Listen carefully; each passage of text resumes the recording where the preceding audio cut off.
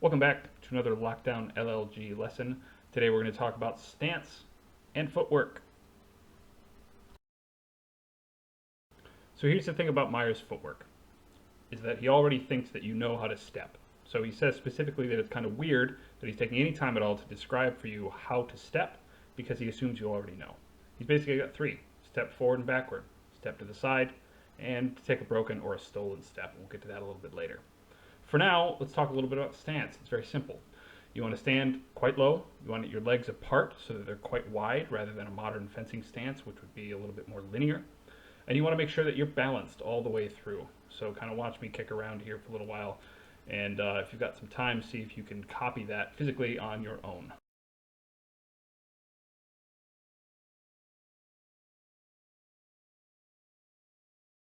The other thing you ought to really know how to do is lean. Leaning forward, leaning backward, and leaning to either side is a really important component of the stance. So practice that a little bit too. Make sure you're going left and right as well as forward and backward, and that you're doing that with either leg leading.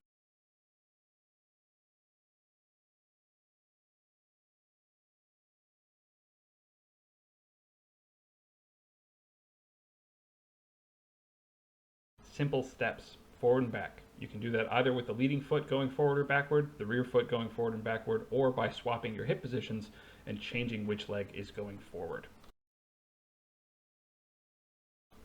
Now the real goal of any footwork exercise is to build dynamic movements. If you can't move dynamically when you're not fencing, you shouldn't really expect to be able to move dynamically when you are fencing.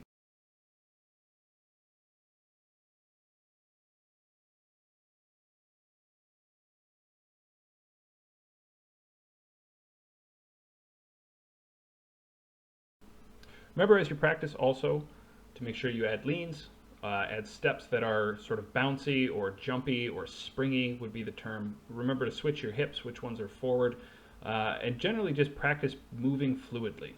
That's a much bigger goal than trying to get to sort of these prescriptive linear modern fencing footwork steps. We want to make sure that we're moving dynamically the whole time. And lastly, real briefly, Meyer calls steps to the sides, especially with your back foot, a triangle step. And it's pretty simply just keeping your back foot moving sort of around behind your front foot in various ways. Easy to practice.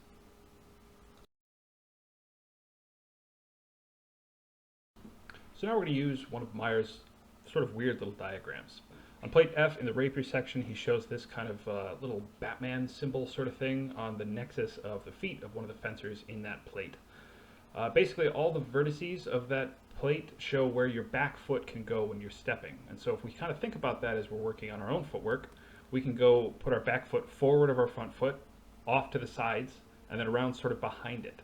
And if we practice this kind of over and over and over again with either foot forward, we're going to develop a sort of kinesthetic awareness of where our feet can go and a fluidity of movement that we really, really want. So if you just sort of watch me kind of clumsily go through this, when you're practicing here again, the goal is to be able to move fluidly, to stay balanced, and to do all of this eventually with a sword in your hand with somebody trying to hit you.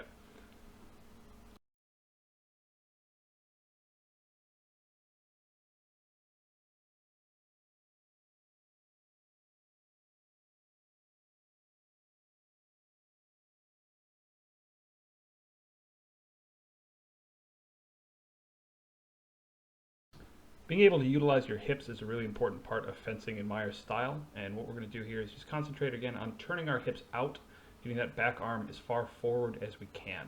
And one thing we're going to do is turn our front leg, our front foot and knee to the side. All you want to do is really make sure that whenever you're turning, your knee stays over top of your toe. So practice this, try to get comfortable with it, but if you ever feel like you're going to hurt yourself or something like that, please do not do it. This is something that's best done under supervision, and I'm just trying to demonstrate here as best.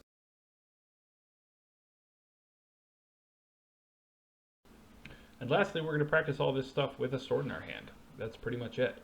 The whole idea behind this is, again, is to move dynamically, to be able to do that while maintaining a threat, maintaining your own balance, and being able to project your own force. So if you can kind of hold a sword out in front of you, don't worry about making cuts, don't worry about making really perfect cuts or anything. Just add a movement of your sword and add a step to it.